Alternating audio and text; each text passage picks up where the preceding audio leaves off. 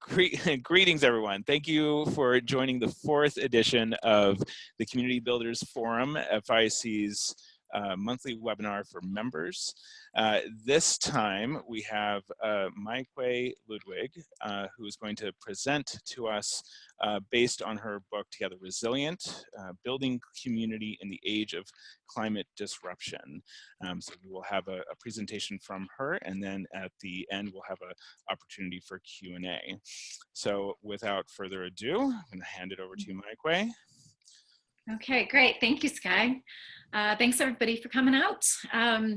So we're going to be talking a little bit about climate change and what the things are that are driving it, and then also talk about some different models of communities that are actually doing a really good job with their carbon footprints, and then talk briefly about some principles that we can extrapolate from those communities that could be applied in lots of different situations. And I'm gonna be doing some slides as we're going along. And so let me go ahead and get that queued up. All right, great. So we're going to be talking about, so this is the cover of the book, and then of course we're here with the Fellowship for Intentional Community, and I'm also going to talk really briefly about a new organization that several of us are in the process of starting called Cooperative Revolution. And basically what Cooperative Revolution is about is putting into practice and actually materializing the kinds of stuff that we're talking about in Together Resilient. So I want to go ahead and get started with the slideshow at this point. And so, why are you not? There we go. Advancing slides. Okay. So resilience. Oh, the cat's on my notes.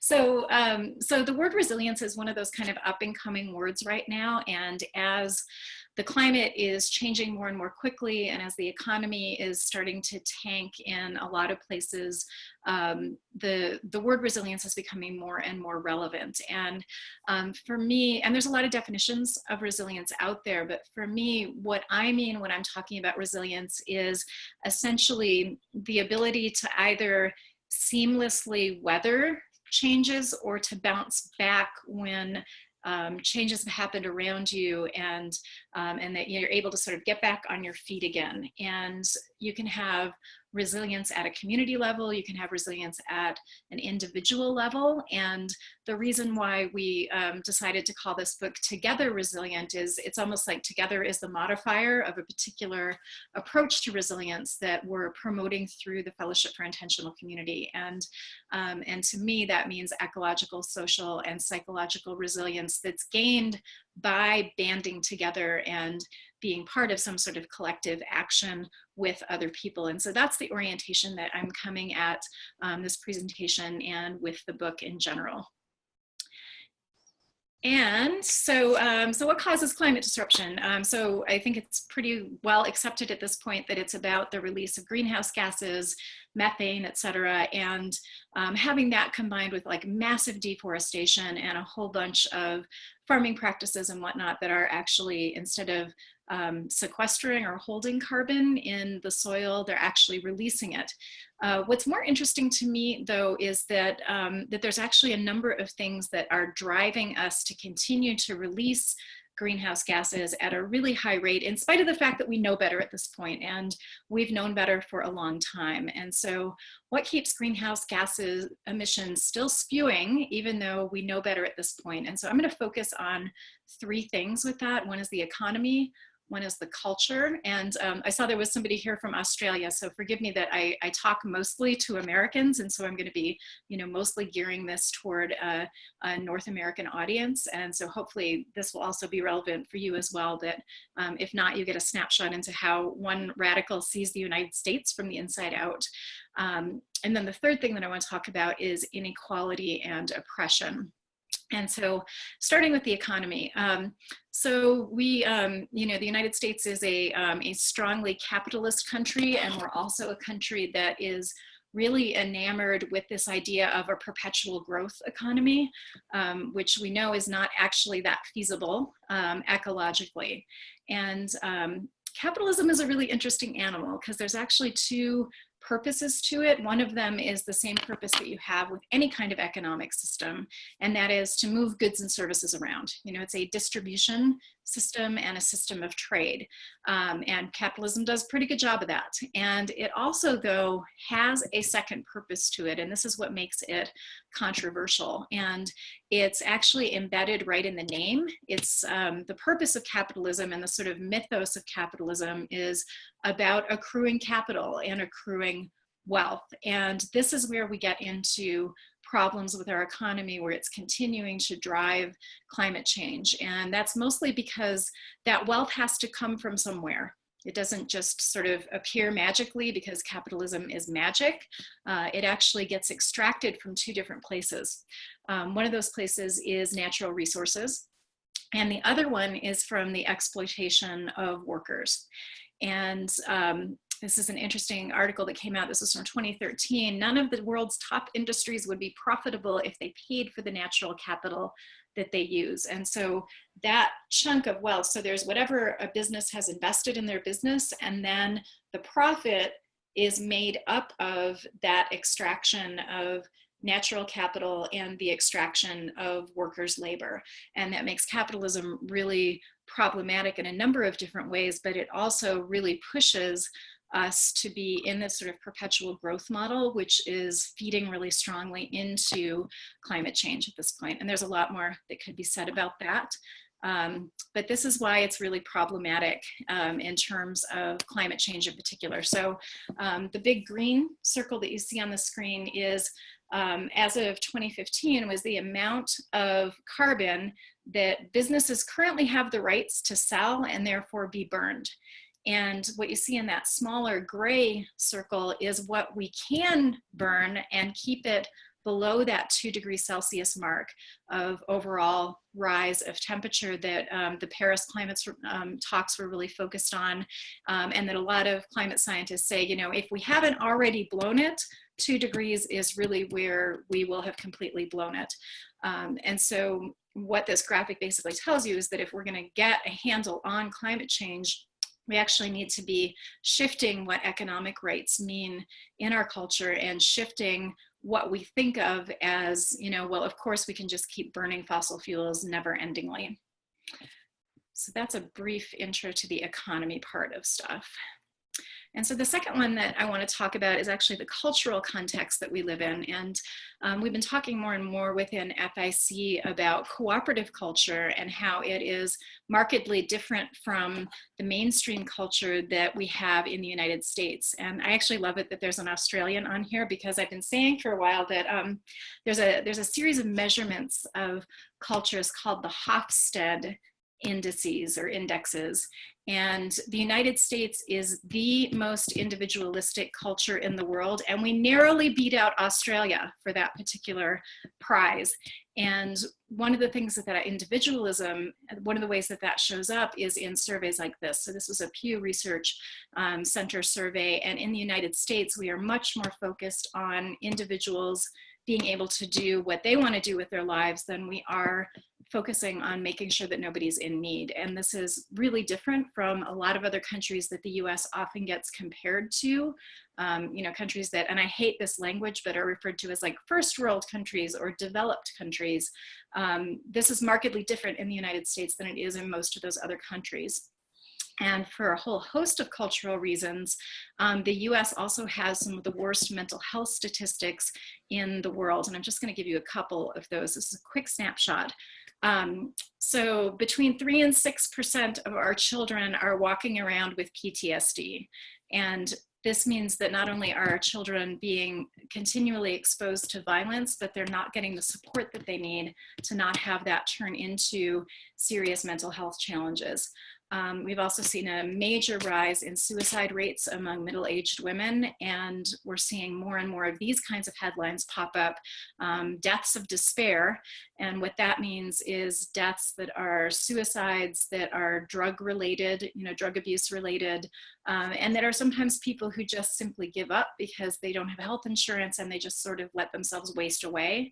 And the white working class in the US is actually starting to suffer and like major increased rates of mental health challenges. And white middle-class men are actually the only demographic in the US whose life expectancies are in the process of going down right now.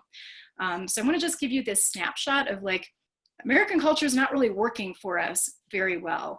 And one of the ways that this relates directly to resilience, I had said that, that I'm interested in ecological, social, and psychological resilience. And somebody who is dealing with these kinds of issues is not in a position to actually be that resilient. And I'll talk a little bit about how living in community is actually becoming one of the more viable options for people to actually move away from these kind of cultural dynamics that are really hurting us in terms of our mental health. Okay. So here's the other cultural piece. This is what we think of as success in the United States.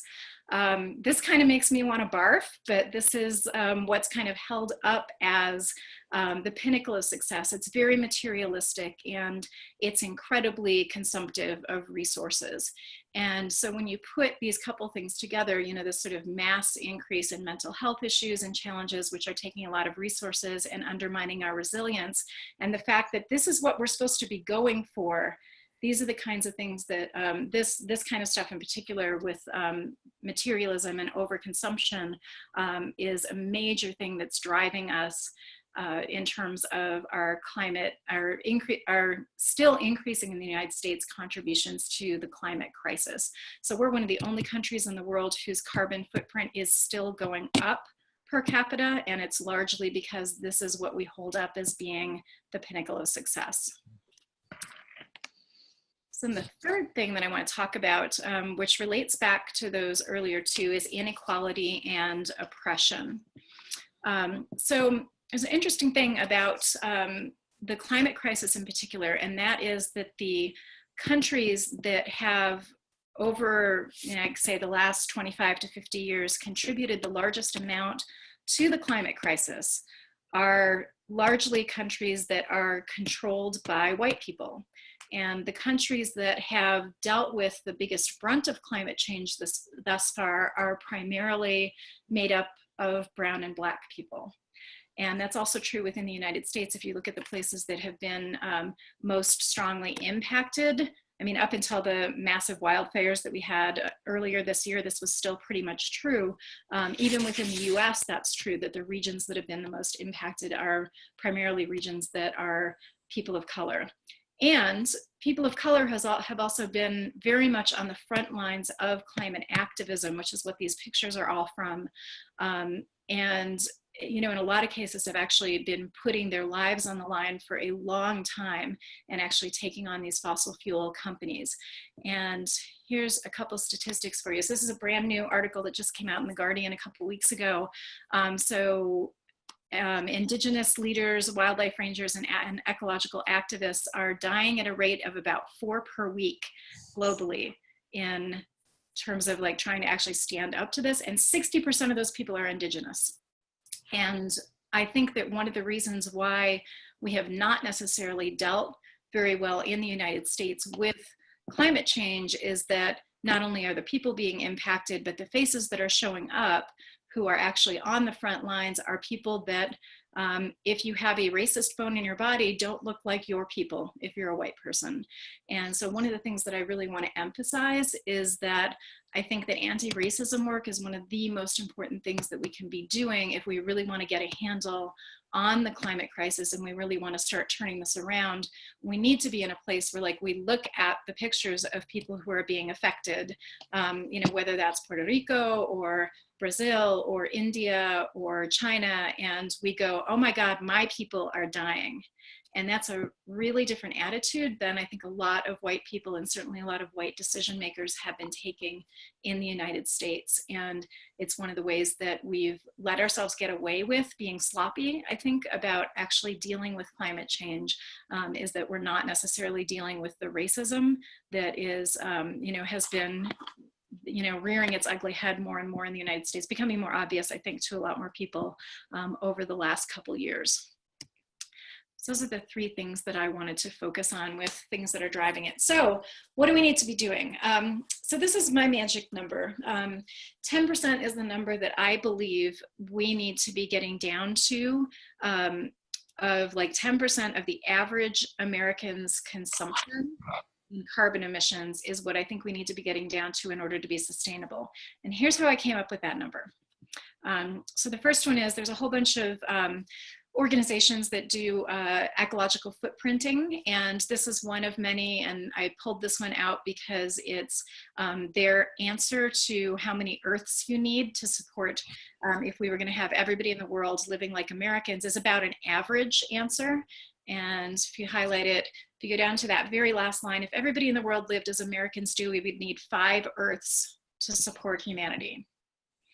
So that is 20% of, if we got down to 20% of the US average at this point, that's what that means. And I've taken it down to 10% because those footprint calculators are often just looking at what do we need to do in order to have the people be okay and to be sustainable for the people, but a lot of them don't actually take into account leaving some of the capacity of the planet for other species.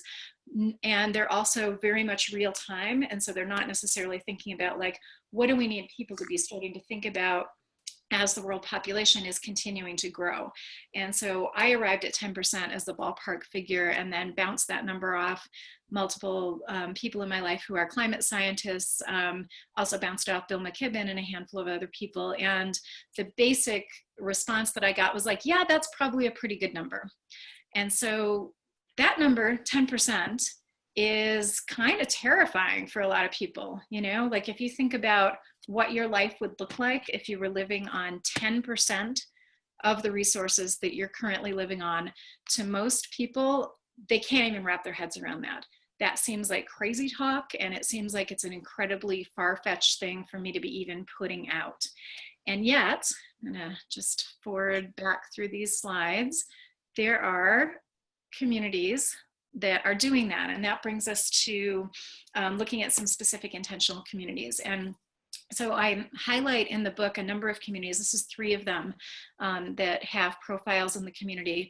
One of them is Dancing Rabbit Eco Village in Rutledge, Missouri, which is probably the most studied of the eco villages in the US at this point. And so the great thing about Dancing Rabbit is not only are they doing really well in terms of their ecological practices, but there's outside verification for those numbers in a way that very few communities have actually been studied by rigorous academics. And so Dancing Rabbit's numbers are right in that ballpark of 10%. Some of the numbers and the measurements that we have for Dancing Rabbit are lower than 10% and some are more, but they're in the ballpark of what we need to be doing.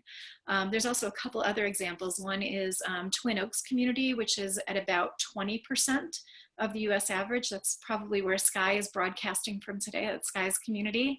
And there's also some interesting studies that have been done of the Boulder, Colorado co-op system. So there's a whole series, I think there's 6 co-ops that were part of the study. And so they're Dancing Rabbits and Twin Oaks numbers, this is consumption that we're talking about. And with the Boulder co-ops, they've actually had their carbon footprint assessed, and they're at about 20% of carbon emissions of Coloradans. And Colorado is a relatively consumptive state. So this is not quite apples to apples comparisons, these 3 sets of numbers.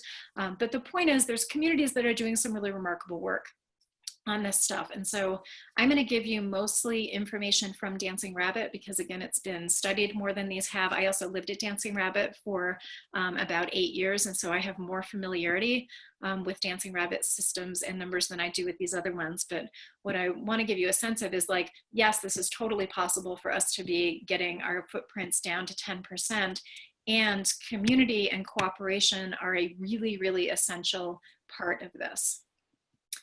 Before I do that, I'm going to take a little side note here and let's see, there we go.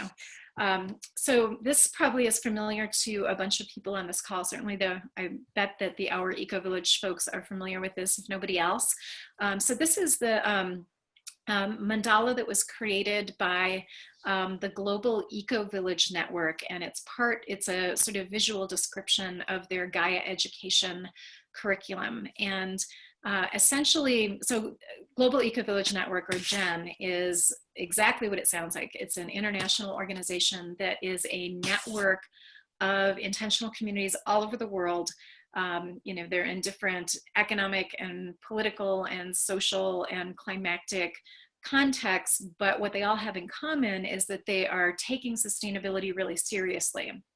And about 15 years ago, Jen started talking about, you know, it seems like we have some things in common that these different communities have bumped into, and maybe we should do the work of actually putting this into a curriculum. And it took a number of years to get there, and there's been changes made to the curriculum over the years, but this is a basic description of it. And the kind of meta lesson from this curriculum is that if you're not actually engaging in all 4 of these areas, it's going to be very difficult to make any real and significant progress on sustainability.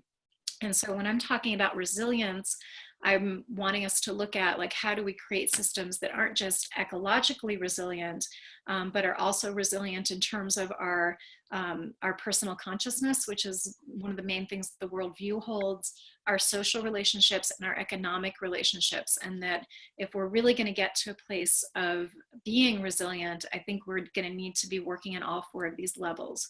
And so what I want to do is just walk through some examples from each one of these and give you a sense of how some of these communities are actually doing these different things.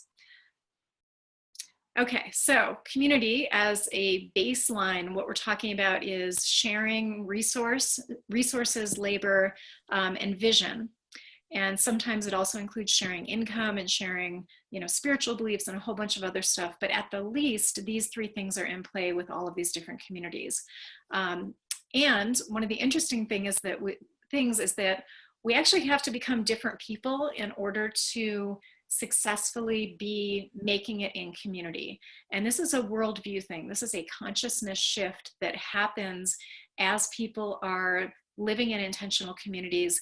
You are moving, at least in the United States, you know, we're moving from a competitive and individualistic culture, and we're putting ourselves into a context where we're sharing stuff that we don't normally share in the US. And that pushes us into a pretty intense growth curve and learning curve, and pushes us to actually have to really become different people and different ways of interacting with each other. And the benefits of doing that work and really becoming different people bridges all 4 of those dimensions. Okay, so I talked in 2013, I did a TEDx talk, and one of the things that I talked about was what I called the 4 C's, which were basic skills that are needed in order to live in community and actually do sustainability really well. And so those were courage, creativity, compassion, and cooperation. And at that time, I had labeled cooperation as the mother of all sustainability skills.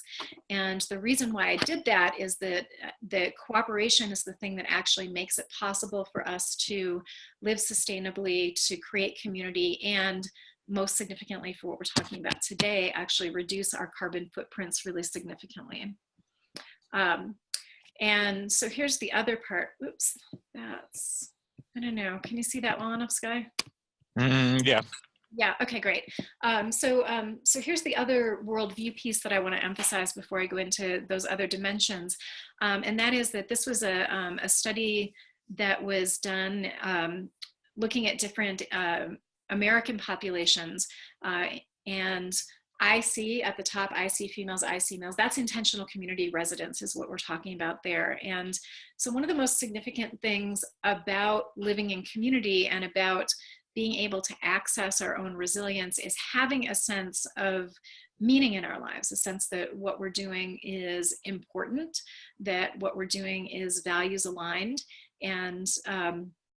and that, you know, we have that sort of sense of purpose in our lives. And it turns out that intentional communities are a really, really good place to get that need met. And this is one of those things that when things start changing around you, if you have an ongoing sense that like what you're doing with your life is meaningful, this is one of the things that significantly contributes to our sense of psychological and personal resilience. And as you can see of all the different groups that have been studied with this, people living in intentional communities, and particularly women living in intentional communities, report a very high sense of meaning of life, meaning in their lives. The other study that I don't actually have the graph for, but that was done more recently, actually looked at a bunch of populations internationally, and what they were assessing was happiness in your life, which is a different piece than meaning in your life, but actually also does contribute to our sense of resilience. And what they learned on this particular study was that the only population that was happier than women living in intentional communities were Norwegian women who had either just given birth or were pregnant with a child, which is, of course, a temporary state of being, and one that most women are not that excited about being in continuously. And living in community actually provides a great deal of groundedness and happiness for people.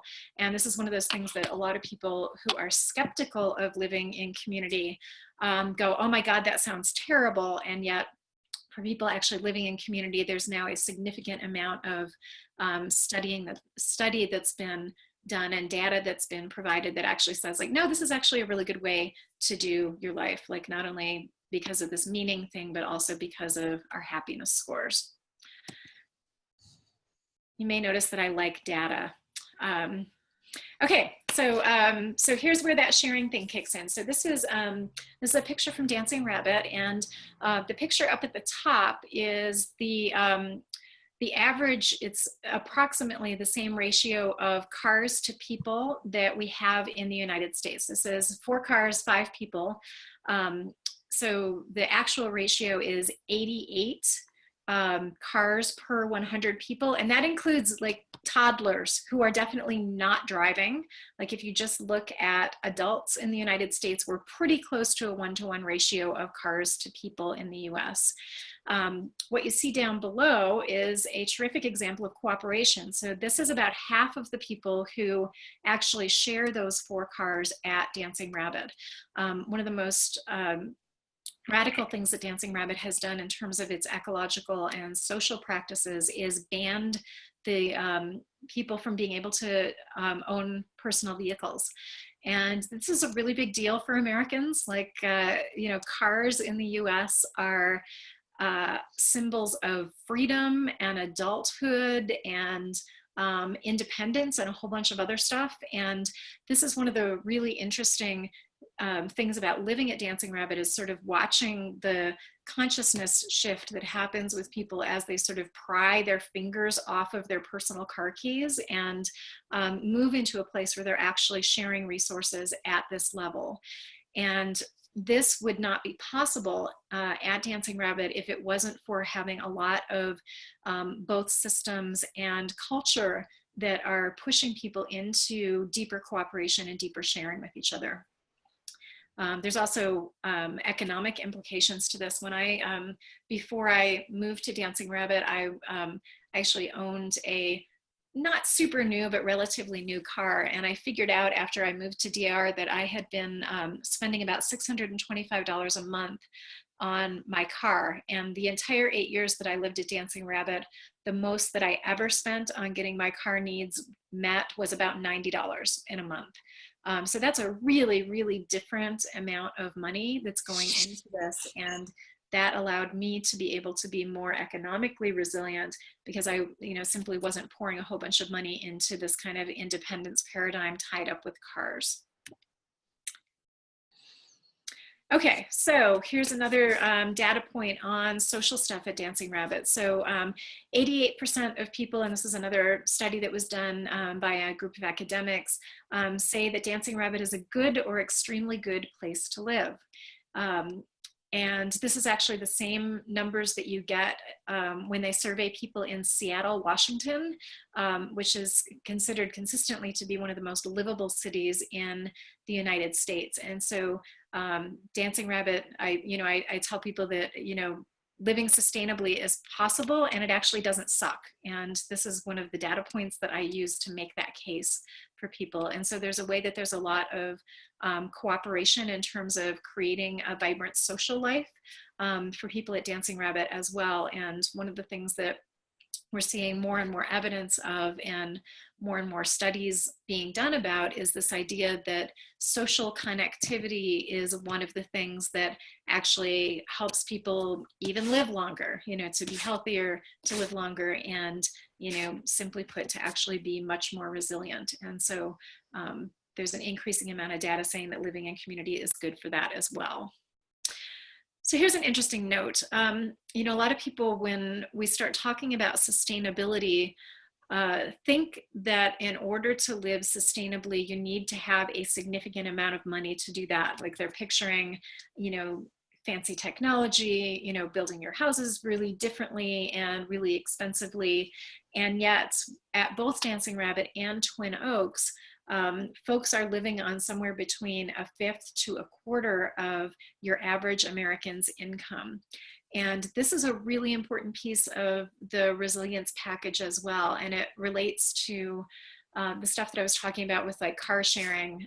Twin Oaks is actually an income sharing community. And so they're sharing a lot of stuff even more deeply than people are at Dancing Rabbit. So they're sharing cars like Dancing Rabbit does. You know, everybody eats together, or, you know, is part of a collective kitchen of some sort.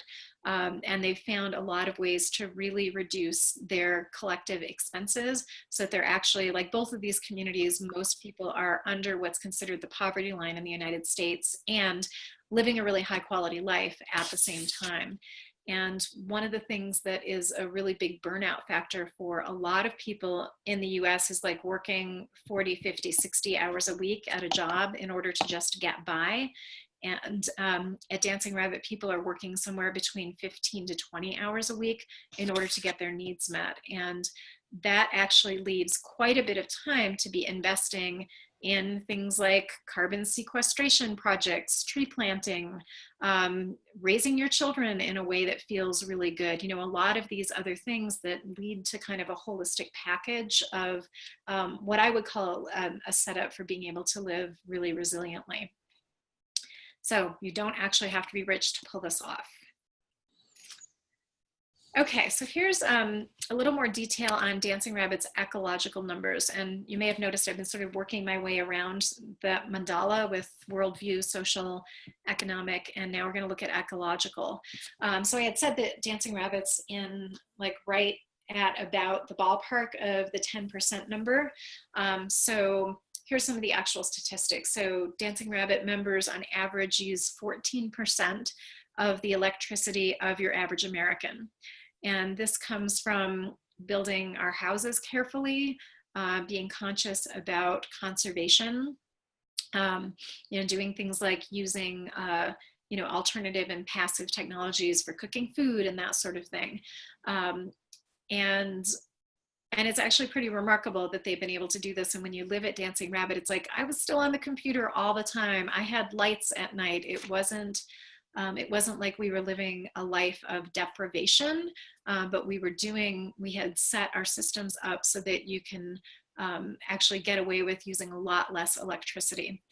The other thing is, you see in both of these pictures that there are solar panels. So the picture on the top left shows one of the main solar arrays at Dancing Rabbit. And one of the things that community has been able to do is actually collectivize its money and labor and start their own power company. So at one point, Dancing Rabbit, for like the first, I think 14 years of Dancing Rabbit's history, the community was actually totally off the grid. And they made a decision to create their own power company, hook up to the grid, and actually become a net exporter of green power back out onto the grid. So that whole 14% that I'm talking about, that's actually all either green power, or they're getting it off the grid, but then they're replacing it with green electricity back out onto the grid. And it's kind of brilliant. And it's one of those things that you can't really afford to do as an individual. So, you know, very few people can afford to throw up this kind of a personal solar array to be able to do something like that. And yet when you collectivize the efforts of, you know, in Dancing Rabbit's case, 60 people, you're able to actually do some pretty brilliant things and start making an impact not only on your own carbon footprint and your own resilience, but actually starting to affect the neighborhood that you're in as well. And in that way, being able to really kind of give something back to the local area. So that's electricity. So the second one is that, so this little house in the bottom picture is, it's about 230 square feet, which is just about spot on the amount of personal space that Dancing Rabbit members have. And that includes each individual member's portion of the common house and other common facilities that are there. And that's about a third of the square footage of your average American. It also happens to be what the US average was in 1950.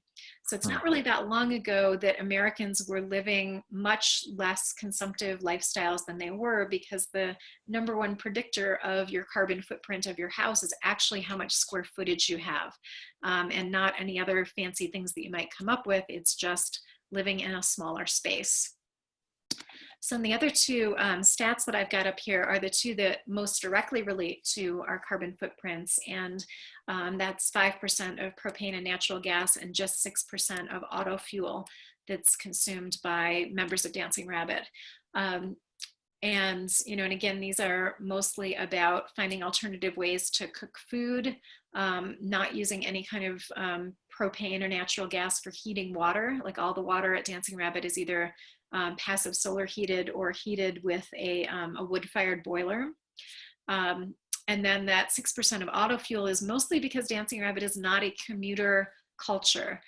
So that's one of the main traits of American culture, and one of the things that we're seeing become less and less viable already for people, and is certainly going to become a lot less viable as you know, as climate change progresses and as the cost of fossil fuels continues to go up in comparison to other ways of getting around. We need to learn how to just not be as mobile and not be driving as much. And so that's one of the factors. The other main factor at Dancing Rabbit is that people take turns doing errands for each other. And so instead of 7 families having to run back and forth to town in a given day to do errands, there's one person doing those errands. That's a system that Twin Oaks uses as well, that helps to reduce their carbon footprint as well. So again, having systems of sharing and cooperation are the things that are going to make the biggest difference in terms of being able to bring our carbon footprints down, and, you know, and simply not need to be figuring out how to continue to manifest all this stuff as things are changing around us. Okay, so here's kind of the formula of, this is again Dancing Rabbit's life. So 10% of the resource consumption, high satisfaction in people's lives, a quarter of the income, and actually living our values. And so all of these things are things that I would say are key elements of resilience as we're moving forward. Okay, so so here's another little side trip that's kind of interesting. So I've been working with a pair of researchers at the University of Missouri, Zach Rubin and Don Willis, and we did a survey earlier this year of intentional communities that was sponsored by FIC. And we ended up getting over 300 responses, which was kind of remarkable. We, when we sat down to talk about doing this study, Zach was saying, boy, it'd be great if we got at least 50 responses to this. And the communities actually really showed up, and it was not a particularly short survey, but one of the things that we were looking at was what creates that sense of satisfaction that other researchers have noted in intentional communities. And we were looking at it at the community scale, not at the individual scale. And interestingly enough, the top 3 factors that came out of that were basically the more egalitarian social power is distributed in the community, the higher degree of satisfaction people were reporting with their community experience overall.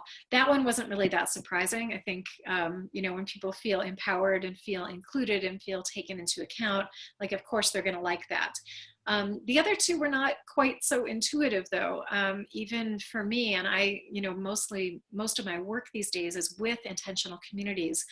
So the second most impactful thing was having mandatory conflict resolution. So that thing that I was talking about, where we living in community really pushes us into learning how to be a different kind of human. One of the key ways is that we relate to conflict really differently when we're in a healthy community, and one that is committed to skills building and committed to culture change. Conflict resolution actually becomes a big part of it, becomes kind of a training ground for how do we create a different kind of culture. And that ended up being one of the most important factors. The third one was completely shocking for me, and I think even more so for a bunch of other people, because I'm a huge advocate of income sharing at this point. But the communities that were 100% income sharing compared to communities that didn't do any kind of income sharing at all were significantly happier, which is fascinating because income sharing is also one of the ways that we can really push ourselves around resource sharing. Because when you do income sharing, resource sharing becomes kind of a no-brainer. Like, of course you would share cars if you're all paying for it out of the same pot. Of course you're going to be buying your food in bulk when, you're collectivizing your money like that. And so income sharing is actually one of the really interesting tools, not necessarily for people outside of intentional communities, although I'm in some interesting conversations with people that are wanting to experiment with income sharing outside of community. But certainly within community, I'm going to start using the data from this study that we did to start really encouraging people who are founding communities to consider income sharing maybe more deeply than they would have otherwise, just because it looks like it works better for people getting their social needs met and having a satisfying experience with community. Okay, so here are some things that I want to pull out of here that actually could apply to lots of different types of organizations, and wouldn't necessarily only apply to intentional communities, but I certainly think this is really good advice for people wanting to live in community as well. So what all these communities that are doing really well with this stuff have in common are that they're democratically run and self-determined. They're maximizing resource sharing and labor sharing. And that's even true in some of these communities that are not income sharing. Again, income sharing makes some of this easier from a decision-making standpoint, but lots of communities are actually really high on the resource sharing scale, even if they're not sharing income. One of the things that I think, this next one, this purple one, is one that I think the communities movement actually needs to get a lot better at than we are right now. My sense is that when you are willing to deal with differences in race, class, and gender in a really matter-of-fact way, like not pretending to be colorblind, not pretending that everybody's in the same position economically, not pretending that women are crazy when they bring stuff up and want to address things as gender issues. I think all of this is going to help us to create more resilient communities, because there's going to be a deeper level of trust, and also organizations, not just communities, but organizations in general. You're going to have a deeper level of trust. You're going to be more solid in a sense of like having each other's backs in a material way. So not just saying the right things to each other, but actually creating systems where we're able to support each other in spite of some of these differences, and and actually see these differences as a strength rather than as a drawback. So the next one is recognizing that we're doing culture change work. Like anytime that you are stepping into wanting to do things more cooperatively and wanting to share more, that's culture change work. And most groups don't get that. And I think they often underplay or don't understand the importance of getting some training and getting some solid help from people who have sort of, already been down that road and have already learned a bunch of skills. And I think a lot of times people go into communities, but also I think progressive organizations, and we have sort of rose-colored glasses on when we first get into it, and are and sort of assume that things are just going to be like smooth and easy, and yet we bring all of this cultural baggage in with us. And I think the more that we can recognize that we're doing something significant and reach out and get mentorship from other groups that have sort of gone before, I think we're going to be a lot better off. That was one of the things that Dancing Rabbit really did right, is it located itself next to an existing intentional community that was pretty socially savvy and was willing to actually show up and be a mentor. And it's something that Twin Oaks has actually done for some other communities that have formed near them as well. And so I think that's a really good model. The next one is assuming that there are ecological limits and taking the time to understand what that actually means. This is, again, one of the things that I think Dancing Rabbit did really well, is the founders were really thoughtful about, what are the things that are, that we're going to bump into and that the planet actually needs us to learn how to respect. And they weren't thinking of it in terms of the 10% mark, but that's how I would say it now. Like, how do we actually create a small town that is really doing a good job with taking into account the fact that there are real ecological limits on us, and thoughtfully building systems up from there, rather than starting to get into whatever the organizational work is that we're doing and then bumping into that stuff. I think going into that with your eyes open and designing from the ground up around those limits is really critical. And the last one is just having guiding principles and purpose and referencing them often.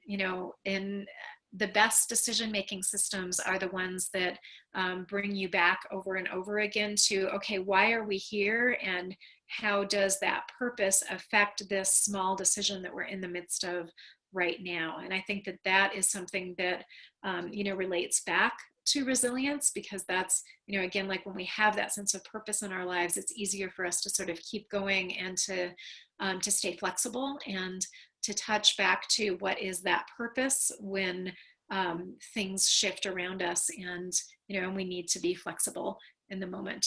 I think being grounded in purpose is really important. Okay, cool. So that's my spiel, and wanted to put out two things. One is that I'm in the process with a couple other people of starting this new organization called Cooperative Revolution, and if you're interested in supporting that work, this is how to do that. You can also, if this all sounds intriguing and you're interested in getting the book, you can get it on at the ic.org bookstore. Check. Great, thank you. That was a really awesome synthesis of a whole lot of stuff. I mean, I think the way that Jen has provided us with that really, nice, neat framework of those 4 dimensions of sustainability, that was a really good illustration of all of those things and how they fit together. So thank you. So we're going to move into Q&A time at this point. So again, you have a few options here. If you want to type a question into the Q&A function, you can do that. If you want to use the chat function, you can do that as well. If you would like to be seen and heard, actually have a live conversation with us, you can next to your name, if you click on the participants icon down at the bottom of your screen, you'll see the attendees list. At least I hope you will. And you see your name, and there should be a way to raise your hand, and that will indicate to me that you would like to be promoted to a panelist, to be able to speak and be heard. Or if that was too confusing, just in the chat type, I would like to ask a question, and then I'll pull you in that way. And while I'm letting people generate some questions, I'll just, I want to chime in from having lived at Twin Oaks for a long time. And, one of the things that I think is interesting, especially looking at Twin Oaks and Dancing Rabbit, is, Twin Oaks, was not founded with anything like the kind of ecological principles that Dancing Rabbit was. There's one line in the Twin Oaks bylaws, which were written in the late 60s, that say that Twin Oaks assumes responsibility for maintaining the availability of natural resources for present and future generations through ecologically sound production and consumption. So, pretty progressively minded for the late 60s, but it's one sentence versus, I think, the 2 very extensive documents that Dancing Rabbit has been based on. But what I think is interesting there is that, as you talked about with the income sharing thing and just the very natural way that lends it to resource sharing, I've almost thought of Twin Oaks as being very resilient or ecologically sustainable kind of by accident. It wasn't necessarily what the community was going for. It was just sort of a natural byproduct of sharing everything. Yeah, and what's interesting to me about that is that, if you think about that wheel with the four different dimensions, I think if you come into it, I mean, in some ways, I see Twin Oaks as having entered the sustainability thing as much through the economic dimension as any of those other dimensions where Mm-hmm. Dancing Rabbit sort of entered it mostly through the ecological and social dimensions. And I think you can get into it from any one of those places. And, as long as you're being really diligent about, asking the right questions and staying conscious as you're trying to dive really deeply into whichever one of those places you start, I think you're going to end up in a lot of those other places on the wheel naturally. Like, I think it made sense for Twin Oaks to, as an income sharing community, like growing your own food suddenly sounds like a really good idea and is really appealing. And income sharing sort of opens the door to be able to do things like growing your own food. And again, the things like car sharing, like those are really smart ecological things that Twin Oaks got to as much through that economic dimension as any of the other ones. And I find that really fascinating. And I think that work that Jen did around this is pretty brilliant for that reason, because I think you really can enter it from a lot of different places. Yeah, yeah, definitely. We had no questions have popped up yet, so I'm going to pop in with another sort of question, or at least a kind of a prompt. For me personally, I remember being 19, 20 years old and trying to figure out what path I wanted to go down towards, making a difference in the world. And the most obvious ones for me were intentional community or direct action. And I was particularly checking out Earth First as a movement that I wanted to get involved with, and ultimately went down the intentional communities route in terms of really pursuing that. But I think, there's obviously an importance for both of those things. So I think, so I'm in terms of sort of merging that, like, what are we doing to create positive solutions while also trying to disrupt the forces that are creating the climate disruption. So I'm curious to get you, yeah. Yeah, and I think that's really important. One of the things that I really emphasize in the book is that I think a lot of times people in community don't necessarily want to deal with the kind of, regulatory framework. And this is something that Brandy Gallagher, I don't know if Brandy's on with our Eco Village folks or not, but, I think Brandy has been really brilliant about,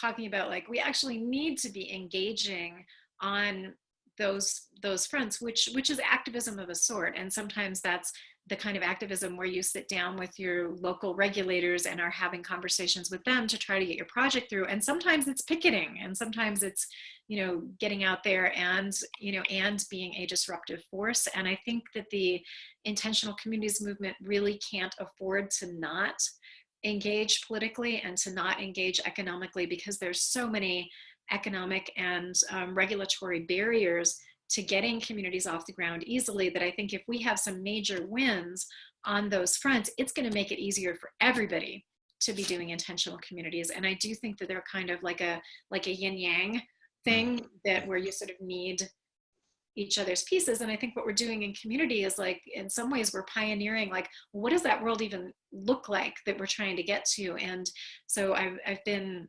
really touched by a lot of conversations that I've had with people in the New Economy Coalition, of which FIC is a member, where a lot of people in NEC who are working on, political and economic change live in community or have taken inspiration from the intentional communities movement. And so I think there's a way that we are actually feeding back out into some wider culture change. And, and people look to us, in some cases, to know, like, what am I even fighting for? Like, what does that world look like? And I think communities are doing a good job of pioneering that. Yeah, yeah. We do have somebody now who would like to join us live to ask a question. So I'm gonna click the button here. It'll take a few seconds to transition you. So hold on.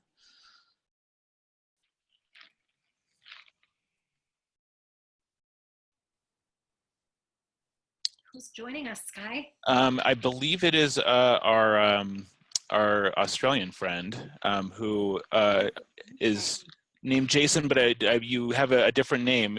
Jason, you're currently muted. Can you unmute yourself? Yes. There we go.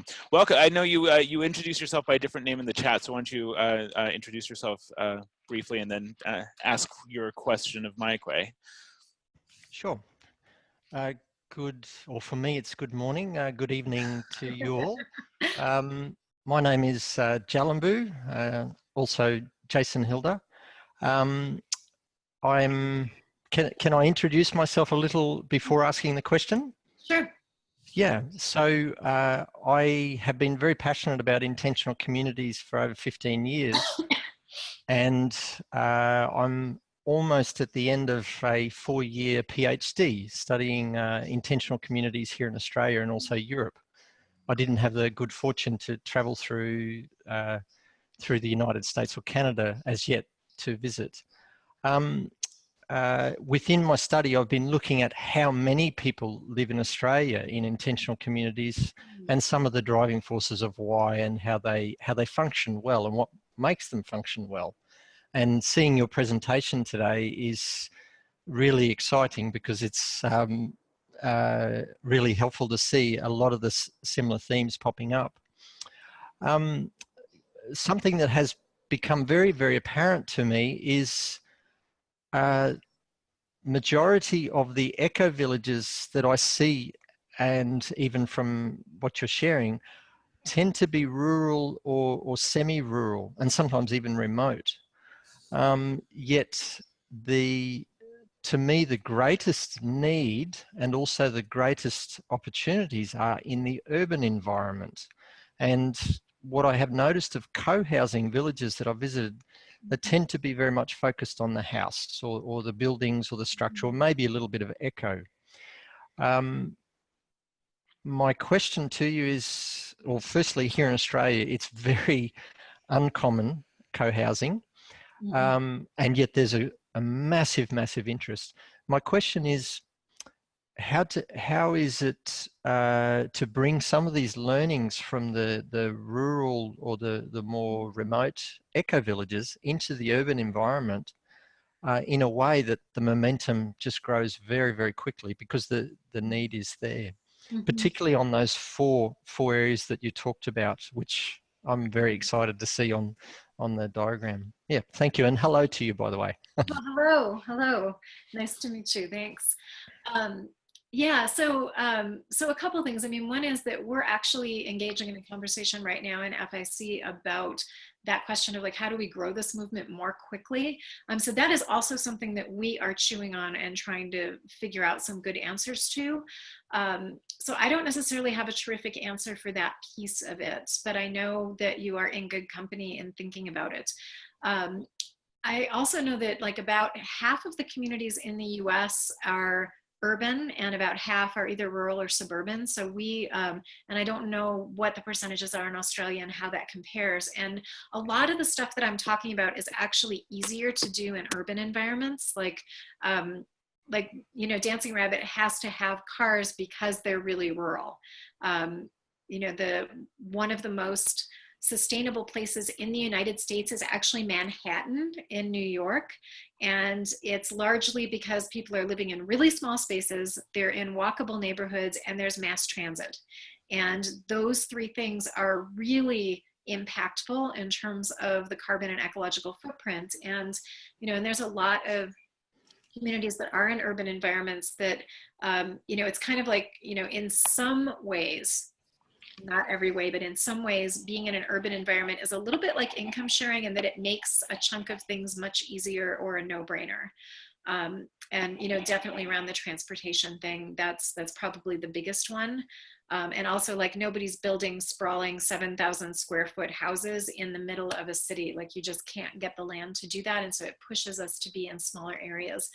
So I do think that a chunk of this is doable in urban environments. And, you know, the big challenge, I think, is around food growing and how you do that. And I think there's also a challenge about getting your members to focus on that kind of shared purpose stuff. I was part of a founding group in Albuquerque, New Mexico for a number of years, and it was really clear that like actually taking your members out into the country helped immensely with focus for a founding group, and that it's just harder to do in an urban environment. And so I think there's challenges with urban environments, but I also think there's things that are easier to do with it.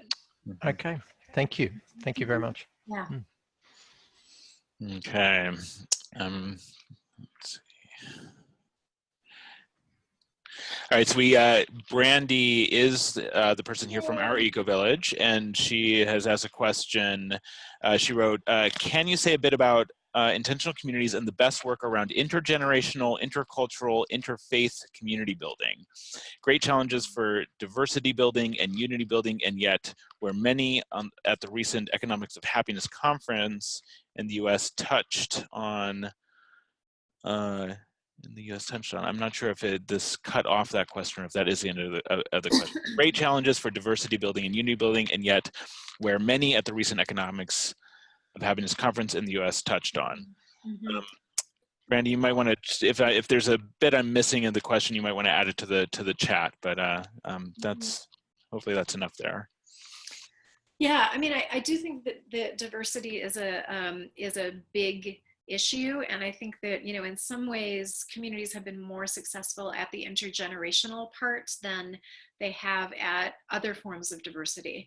And you know, I think Twin Oaks actually is a terrific example of, you know, a community that's managed to have, you know, a healthy population of elders and families with young children and sort of everything in between. And, you know, I do think that, you know, that income sharing again has advantages with that, because, you know, most non-income sharing groups don't take responsibility for their members' end of life journey and their elderhood. And so I think that that's a place where we have a, you know, where we have a leverage, you know, potential leverage piece.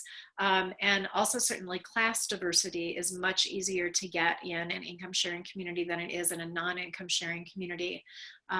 Although, you know, Dancing Rabbit does pretty well with that part. I mean, there's still tensions that are class based at Dancing Rabbit, but there actually is, you know, a fairly good spread of people from different class backgrounds in that community. You know, I think racial diversity is probably the thing that has been the most challenging, and the eco-village that has been, and you probably know this, Brandy, so I'm saying this more for other people's benefit, but the eco-village that I think has been the most successful with that is the Los Angeles eco-village. And they did a pretty interesting thing where they bought the building that a number of their members were already living in, and then they didn't kick anybody out. And it was a pretty racially diverse group of people that were living in that building already. And they basically went around to people and said, you know, this is what we're doing. We're turning this building into an eco-village. You are welcome to stay and join the eco-village.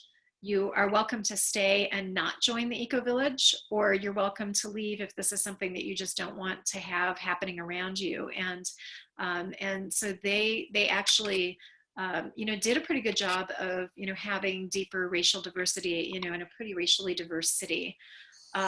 So I do think that one of the challenges that we have is that often people in community really struggle with being able to get real about race and class issues, and you know, aren't even really getting it that this is something that we need to be talking about and that we need to be kind of matter-of-factly dealing with. And so I think that the more groups can take on doing anti-racism work and doing anti-classism work, which is something that is harder to find resources for, and is one of the reasons why we're starting this new organization, is to actually start digging into class issues in a much more direct way in cooperative environments.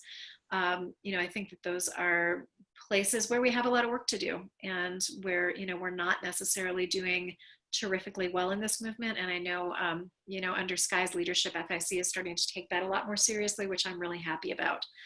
So I don't know if I answered your whole question or not, Brandy. Well, we're gonna bring them on, and Brandy says that there's 14 of us in the room at our eco-village. So hold on one second. We're gonna promote you to a panelist, and we're gonna be able to view you. And Mike, actually, if you could try and stop your screen sharing at this point, that would okay, sure. All right, so our eco-village is in the process of joining us. Okay, There you are. Oh We my see goodness. you. Hi. You're currently muted. I'm going to unmute you for convenience. So you should also be able to be heard now. Why don't you say hello? Hi. Hello. Can you hear us? Yes, we can. Hello. We've lost your visual. Can you see us? Yeah, we can see you. Can you still hear us at least? Yeah, we lost the picture though. Okay. All right. Well, it's great to see all of you. Do you want to follow up on any of the any additional questions or a follow-up question on what Mike was just talking about? Yeah, I would. And I'm not sure how much this is relevant in different communities, but let's try it out here. You're in a room full of people that actually there's 17 of us because we had a school group just stop in from a local private school who comes up and does service learning with us from Brooks Private School in Shawnigan. Amazing school system, amazing students. But in the room, you have 3 of us who are co-op members, long-term residents. You have 3 of us who are long-term or committed level team staff. You have a number of countries of volunteers here. You have the school group, you have visitors returning. There's a little smattering of everybody. And when you talk about creating an egalitarian or like a sense of power balancing, I know in this community, we often, because we have so much of a transitory population, especially in summer, that we often are a bit eclipsed in terms of our core running group, trying to hold space with like sometimes before up to 10,000 folks per year that we were serving learning community to. And so in terms of trying to like be culture change agents and to hold a core culture, have you seen other examples or point folks to places that have opened the doors so widely, like OUR has, that has managed to hold that center core? Because it sometimes when the tide comes in, it washes out our core culture and even some of our core team. Yeah, that's a great question. And, you know, there's not a lot of communities that do things at the scale that you do. You know, having 10,000 people that you touch every year is pretty impressive. And I don't know how deep each touches with people. Like, I think that when you're able to bring people in and have them like come into the community and get an experience of community with you for an extended period of time, like the Global Eco Village Network courses are like month-long courses. And I think that's enough time that people can sort of get more than just a taste and a glimpse of it, but actually start feeling it and start having that really change their perspective on things. And that's really different than like 100 people come through on a tour and there's one tour guide who's sort of expected to kind of hold that cultural center for all of those people. And so I think that one of the tricks when you're dealing with a situation like you are and where you've got lots of different levels of touch that are happening is figuring out, okay, what can you give 100 people coming through on a tour that is a significant thing, like a significant piece of wisdom or a significant moment of experience that is going to shift them a little bit. And then what can you do when people are wanting more? And, you know, and say 5 people who are on that tour decide that they want to come for a workshop. And so having sort of ways to kind of scale it where you're not feeling responsible for like fully shifting somebody who's just coming through with that kind of light touch, but are like, what's like the 1 or 2 things that we can do, and sort of having priorities for like what the, what those touches are going to look like and how, how to touch people at different levels. And this is probably like a whole bigger conversation than we can sort of get into right now, especially because I know Skye's going to have to go in just a minute. But I think it's an interesting problem to have. And it's interesting that you all have been successful enough that you're being able to connect with that many people. And I think you're absolutely right that, if you have 10,000 people coming through and you only have, I don't know how many people you have living there full time, but if you only have 20 people, like, yep, you're going to get swamped. And, what I would look at is like, how do you hold your own centers and you know, come through it without you ending up diminishing your own experience of your community and your culture? And then where do you find ways where you can be satisfied with a little bit of shift for those people, instead of trying to like have it be like totally earth shattering for every person that you touch? I know I used to get into that temptation with Dancing Rabbit a fair bit, and it's a rabbit hole, a bad one. It occurs to me that there might be, you know, there's wisdom to probably be gleaned from the Catholic worker movement in this, in terms of their radical hospitality approach, and you know, oftentimes bringing people into, you know, sometimes larger Catholic worker communities, sometimes smaller, that are often, you know, have zero familiarity with that kind of situation, but because of the strength of their ideological approach and their, you know, openness and all this sort of thing, you know, it you know, it works remarkably well. I mean, I've come across a number of different Catholic worker communities that, yeah, I mean, it's pretty amazing what they're doing. There's another, I know they're not Catholic worker, but there's a group I just found out about in the East Bay and San Francisco Bay Area, California, who they are a spiritual kind of community, I think Christian oriented, and they've got a whole building, I believe, that's set up for people coming out of prison. So they're, you know, they're specifically saying, we're going to create a space for these people to come in and figure out how to not only help integrate them into society, but give them sort of another option as well. Right. The other community that might be interesting to touch bases with is New Vrindavan in West Virginia, and they have something like 100,000 people that come through every year. I mean, it's crazy how many people they have come through, and they're a Hare Krishna community, so they're, you know, it's definitely religious in nature, and I think a lot of people are coming through are sort of spiritual tourists. So it's a different animal, but I do know that they've got the challenge too of like, how do you hold that center? We are going to need to wrap up shortly here, but it's great to have all of you on from our Eco Village. Anything else you want to say, or any last one more question before we start wrapping up? No, just a huge gratitude for you guys doing this. This is such a large contribution globally. Just really appreciate you. Thank you. Thanks. Yeah. Thank you. Great. All right. Well, I'm going to return you all to your attendee role. So, Mike, any final comments from you before we wrap up? You know, I think just that this is what we need to be doing right now. Like, I think there are incredible shifts happening right now around us, and I think the more people can be looking at it through this "how do we build resilience" lens, I think is going to be really beneficial, really to the whole planet, and certainly to the people that are directly around us, and for, you know, our own sanity as things are, you know, they feel like they're kind of coming apart right now. So I'm happy that this was a topic that folks would, you know, that we're willing to show up and spend a little over an hour thinking about. And I hope that this is not the end of that journey in terms of thinking about this for anybody. So great. Great. Well, thanks everyone for joining us. And the next month's topic is not set yet, but you will all get notifications as soon as it is, and when exactly it is. We're getting into holiday season, so of course it's going to be scheduling starts to become a little trickier. But I look for something again, you know, early to mid-December, when between the holidays. And yeah, thank you, Maya, so much for doing this. This is great. And yeah, we'll see you all next time or at a future time, and that's a wrap. Thanks so much. Thanks, everybody.